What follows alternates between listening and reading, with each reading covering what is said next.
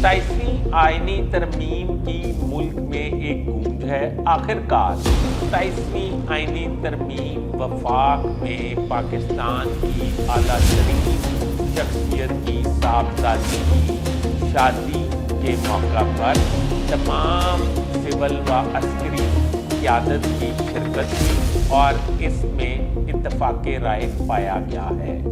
ये किस शख्सियत की साहबजादी की शादी थी और ये कब मुनक्किद हुई और इसमें कौन कौन शामिल हुआ, इस पर तफसीली बात करेंगे। और इस पर भी तफसीली बात करेंगे कि आईनी तरमीम जो अब तक हमारे पास पहुँची है उसमें तरमीम क्या क्या की जा सकती है।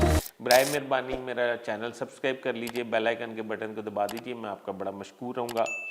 अच्छा, सबसे पहले तो है आर्टिकल 243, आइन का आर्टिकल 243 है।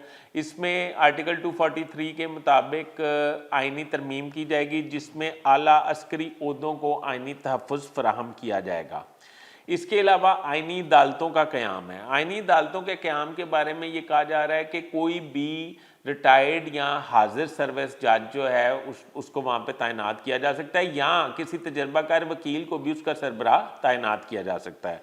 अच्छा, जजेस की ट्रांसफ़र पोस्टिंग एक सब्जेक्ट है जो सदर के पास इख्तियार होगा। पहले जजेस से ये पूछा जाता था कि आप कहाँ फ़लाँ जगह जाना पसंद करेंगे या आपकी फ़लाँ जगह पोस्ट है, उनकी राय ली जाती थी। अब राय नहीं होगी, आराम से जिस तरह सरकारी मुलाजिम की ट्रांसफ़र पोस्टिंग होती है इनकी भी ट्रांसफ़र पोस्टिंग हो जाएगी।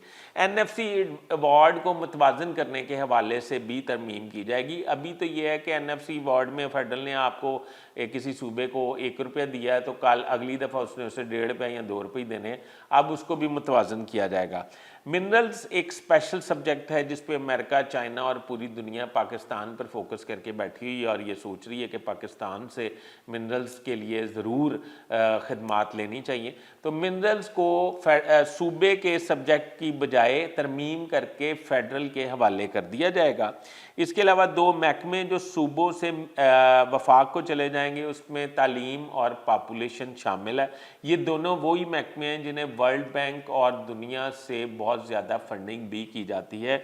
इसके अलावा निगरान हुकूमतों का क़याम, जबकि आप आम इलेक्शन असम्बली अपनी मुद्दत पूरी कर लेती है, आप आम इंतखाबात की जानिब जाते हैं तो आप निगरान हुकूमतों का क़याम जो है अमल में लाते हैं।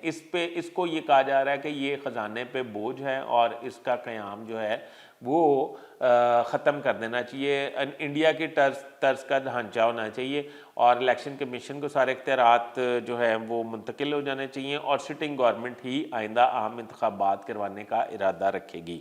अब ये सारी बातें पहले तो आपको नज़र आ रहा होगा, मोहसिन नकवी मिल रहे थे आसिफ जरदारी को, बिलावल भुट्टो एक वफ्द के साथ वज़ीर आज़म से मिल रहे थे, वज़ीर आज़म फिर सदर से मिल रहे थे, सदर फिर नवाज शरीफ से मिल रहे थे या वज़ीर आज़म नवाज शरीफ साहब से मिल रहे थे जाती उम्रा जाके। इस तरह इनकी आपस में मुलाकातें हो रही थी। अब मुझे एक ऐसी शादी के बारे में इंकशाफ हुआ। इंकशाफ क्या हुआ, एक शादी थी बहरहाल, तो एक शादी थी हाई प्रोफाइल जिसका अभी तक किसी भी मीडिया, सोशल मीडिया या मेन स्ट्रीम मीडिया पे कहीं दूर दूर तक कोई जिक्र नहीं है। हैरत की बात है, खुशी की चीज़ थी। बहरहाल उनकी अपनी मर्जी है जिन्होंने उसको छुपाया। बहरहाल ये वफाकी दारुल हुकूमत के नज़दीकी ज़िला में करार पाई और मुल्क की एक आला तरीन शख्सियत की साहबजादी की शादी थी जिसमें ना सिर्फ वज़ीर आज़म, सदर, ना सिर्फ चेयरमैन सेनेट का ज़रा डाउटफुल है, तो स्पीकर कौमी असम्बली ज़रूर मौजूद थे और इसके अलावा बिलावल भुट्टो जरदारी का भी कोई अंदाज़ा नहीं है पर CM पंजाब ज़रूर मौजूद थी और इसके अलावा तमाम अस्करी क़यादत भी इस शादी में मौजूद थी। उसमें बाहमी मुशावरत से, क्योंकि आपको पता है कि ये जो इस तरह की हाई प्रोफाइल शादियां होती हैं ये इनमें भी गपशप लग जाती है और आपके आपस के जो मामलात होते हैं उस पर इत्तफाक़ राय कर लिया जाता है।